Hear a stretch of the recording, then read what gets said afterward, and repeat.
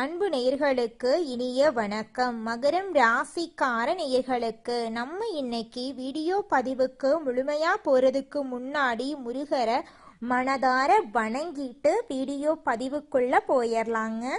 ஓம் முருகா போற்றி, ஓம் முருகா போற்றி, ஓம் முருகா போற்றி, என்னை காக்கும் முருகனே போற்றி.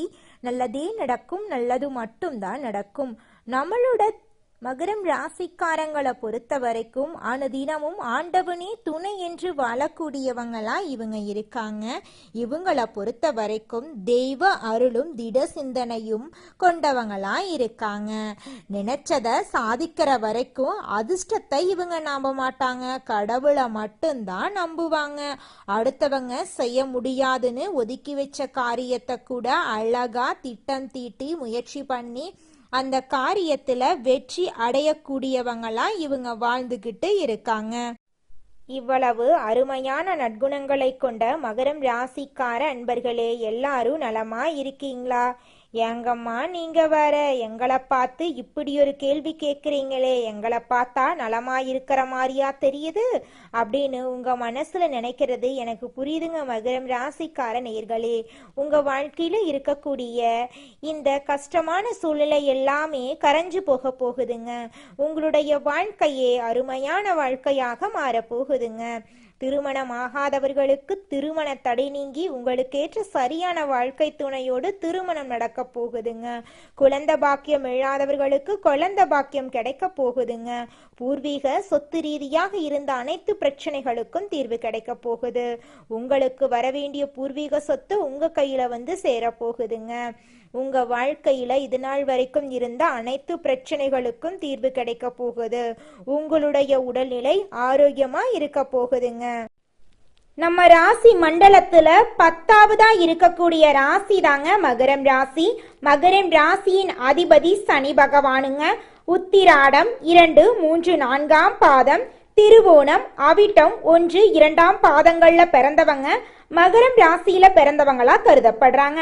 நம்மளுடைய மகரம் ராசிக்காரங்களுக்கு நட்பு ராசியா இருக்கக்கூடியவங்க யாராருன்னு பாத்தீங்கன்னா ரிஷபம், கன்னி, மகரம், மீனம், விருச்சிகம் இவங்க எல்லாரும் மகரம் ராசிக்கு நட்பு ராசியா இருக்காங்க. மகரம் ராசியில பிறந்தவங்க மிகவும் இரக்க குணம் கொண்டவங்களா இருக்காங்க. இவங்களுடைய அழகான பேச்சால எதிரிகள் எல்லாத்தையும் நண்பனாக்கக்கூடிய அளவுக்கு திறமை இருக்குதுங்க. இவங்களை பொறுத்த வரைக்கும் தன்னுடைய வாழ்க்கையில 1000 பிரச்சனை இருந்தாலும் அதை பத்தி துளி கூட கவலைப்பட மாட்டாங்க. ஆனா நெருங்கிய உறவுக்கு ஒரு கஷ்டம் வருதுன்னு வச்சுக்க ஓடி போய் உதவி செய்யக்கூடியவங்களா இவங்க இருப்பாங்க. தன்னுடைய குடும்பத்துக்காக ஒட்டுமொத்த வாழ்க்கையுமே அர்ப்பணம் செய்யக்கூடியவங்களா இருக்காங்க நம்மளுடைய மகரம் ராசிக்காரங்க.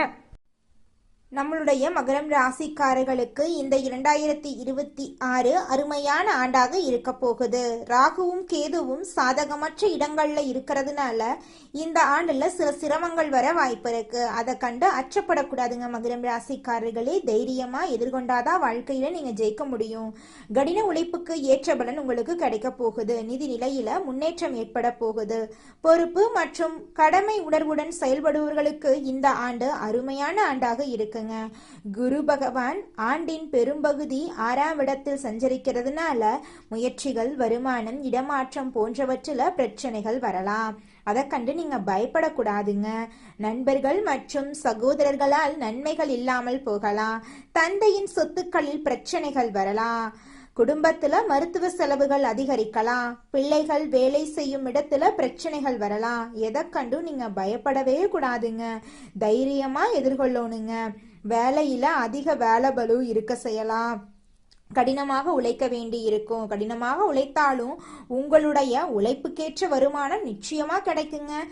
தன்னுடைய சம்பாத்தியத்தினால் எதிர்ப்புகளை சமாளித்து வெற்றியை தக்க வைத்துக் கொள்ளக்கூடிய காலமாக உங்களுக்கு இந்த காலம் அமைஞ்சிருக்கு. குரு பகவான் 7வது வீட்டுக்கு வந்த பிறகு எல்லா பிரச்சனையும் சரியாயிரும். குழந்தைகளுக்கு இருக்கக்கூடிய பிரச்சனைகள் ஜூன் மாதத்துக்கு பிறகு சரியாகுங்க. கொடுத்த பணம் திரும்ப உங்களுக்கு கிடைக்கும். அடமானம் வைத்த நகைகள் திரும்ப உங்களுக்கு கிடைக்கும். திருமண உறவுகள்ல நல்ல செய்திகள் வருங்க. தொழில்ல வெற்றி பெறக்கூடிய காலமாக இந்த காலம் உங்களுக்கு அமையுது. புதிய வேலை வாய்ப்புகள், புதிய ஒப்பந்தங்கள், பெரிய அளவு வருமானம் இதெல்லாம் கிடைக்க ஆரம்பிக்கும். பதவி உயர்வு கிடைக்க வாய்ப்பிருக்கு. ராசிநாதனான சனி 3ஆம் இடத்தில் சஞ்சாரம் செய்யறதுனால 7.5 சனியிலிருந்து விடுதலை கிடைக்கும். யோகத்தையும் அதிர்ஷ்டத்தையும் கொடுக்கக்கூடிய காலமாக இந்த காலம் மாறப்போகுது. உழைப்புக்கு ஏற்ற வருமானத்தை குருவும் சனியும் சேர்த்து உங்களுக்கு கொடுக்க போறார். ராகு 2ஆம் இடத்தில் இருக்கிறதுனால நிறைய பேச தோன்றும். உங்களுக்கு நிறைய சம்பாதிக்கலாம் என்று ஆசையெல்லாம் உங்க மனசுல வரும். கேது பகவான் 8ஆம் வீட்டில் இருக்கிறதுனால உடல் ஆரோக்கியத்துல கவனம் தேவை. வாகனங்கள்ல கவனம் தேவை. விழிப்புணர்வுடன் நீங்க இருக்கணும். நிதி, குடும்பம், ஆரோக்கியம் தொடர்பான விஷயங்கள்ல மாற்றம் ஏற்படும். பதவி உயர்வு தடையில்லாம கிடைக்கும். அரசு துறை பணியாளர்களுக்கு விரும்பிய இடமாற்றம் கிடைக்கும். பழைய சரக்குகளை விற்று தீர்க்கலாம். இரும்பு, கெமிக்கல், ரியல் எஸ்டேட் போன்ற துறைகள்ல நல்ல ஆதாயங்கள் கிடைக்கும். சனியின் வலுவான நிலையால் திடீர் தனவரவு வரும். குடும்பத்துல சந்தோஷம் அதிகரிக்கும். குழந்தை பாக்கியம் கிடைக்கும். கணவன் மனைவி ஒற்றுமை உண்டாகும். உடல் ஆரோக்கியத்துல சின்ன சின்ன உபாதைகள் வந்து நீங்கும். தசை பிடிப்பு, கண் சம்பந்தப்பட்ட கோளாறு, வயிறு சம்பந்தமான பிரச்சனைகள்ல கவனம் தேவை. உணவில் கட்டுப்பாடுடன் இருக்க வேண்டும். உடற்பயிற்சி செய்ய வேண்டும். சனிக்கிழமை தோறும் பெருமாள் கோவிலுக்கு சென்று தாயாருக்கு மல்லிகைப்பூ மாலை வாங்கி கொடுக்க வேண்டும். சிவ வழிபாடு செய்ய வேண்டும். உங்க வாழ்க்கையில இருக்கக்கூடிய அனைத்து பிரச்சனைகளும் காணாம போயிடும். உங்களுடைய எண்ணம் போல உங்க வாழ்க்கையில நல்லது மட்டும் தாங்க நடக்கும். இதனால் வரைக்கும் உங்களை வேண்டாம் என்று உதறி தள்ளிட்டு போன சொந்த பந்தங்கள் எல்லோருமே இனி வரக்கூடிய காலங்கள்ல உங்களை தேடி வரப்போறாங்க. திருமணம் ஆகாதவர்களுக்கு திருமண தடை நீங்கி உங்களுக்கேற்ற சரியான வாழ்க்கை துணையோடு திருமணம் நடக்க போகுது. குழந்தை பாக்கியம் இல்லாதவர்களுக்கு குழந்தை பாக்கியம் கிடைக்க போகுது. பூர்வீக சொத்து ரீதியாக இருந்த அனைத்து பிரச்சனைகளுக்கும் தீர்வு கிடைக்க போகுது. உங்களுக்கு வரவேண்டிய பூர்வீக சொத்து உங்க கையில வந்து சேரப்போகுதுங்க. உங்க வாழ்க்கையே சொர்க்க வாழ்க்கையா மாறப்போகுதுங்க. உங்க வாழ்க்கையில கவலை, கண்ணீர், துன்பம் அப்படிங்கிற பேச்சுக்கெல்லாம் துளி கூட இடம் கிடையாதுங்க.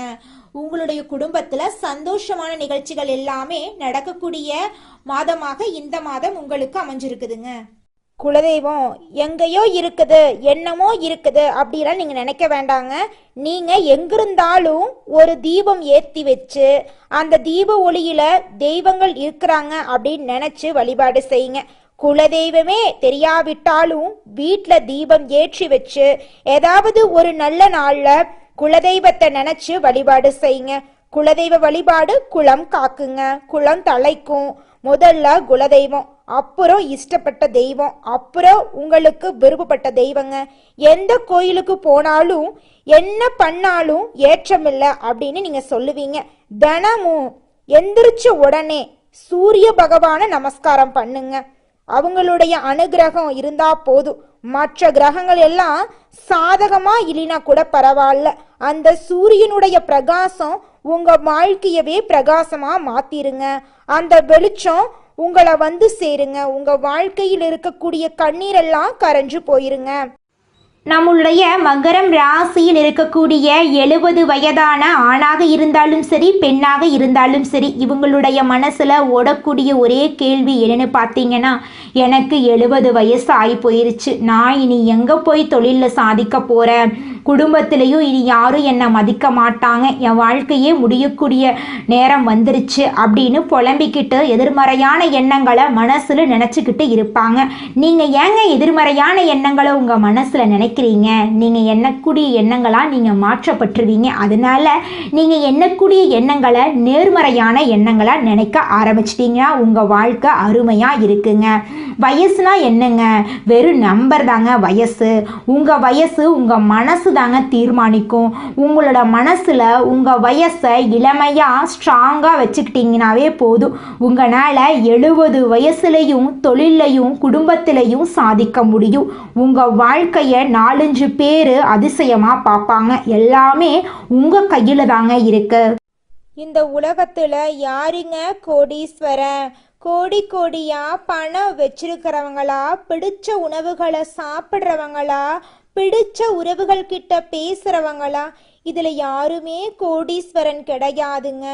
யார் ஒருத்தவங்க நோய் நொடி இல்லாம மனக்கவலை இல்லாம நிம்மதியா தூங்குறாங்களோ அவங்க தாங்க இந்த உலகத்திலேயே சிறந்த கோடீஸ்வரன்.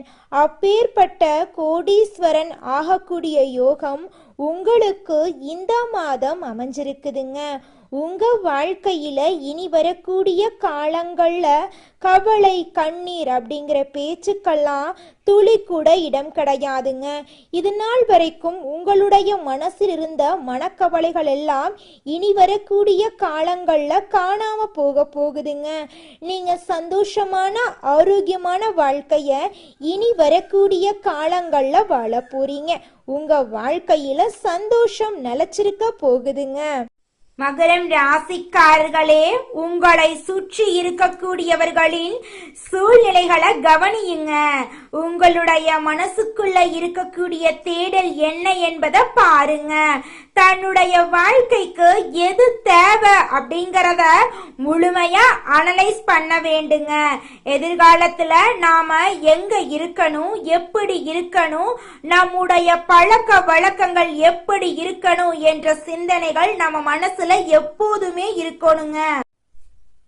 நல்லதே நடக்கும், நல்லது மட்டும்தான் நடக்கும். நன்றி, வணக்கம்.